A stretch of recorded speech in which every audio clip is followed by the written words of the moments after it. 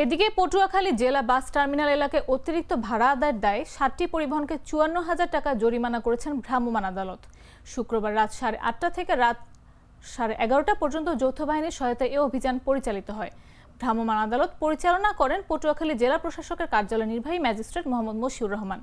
অভিযানে পটুয়াখালী সদর আর্মি ক্যাম্পের মেজর রাসেল খানের নেতৃত্বে সেনাবাহিনীর সদস্য ও জেলা পুলিশের সদস্যরা অংশ নেন।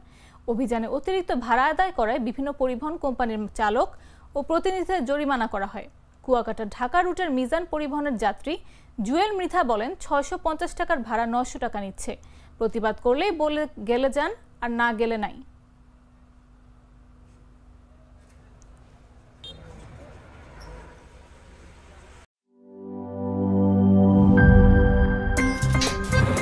আমার একটা স্মার্ট সিদ্ধান্তে 25% গ্যাসের খরচ কমেছে। ভাবছেন কিভাবে?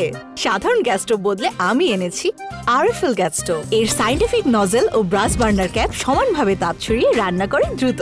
তাই গ্যাসও বাঁচায় 25%, টাকাও বাঁচে 25%। আরএফএল গ্যাস স্টোভ নিরাপদ ও গ্যাস সাশ্রয়ী।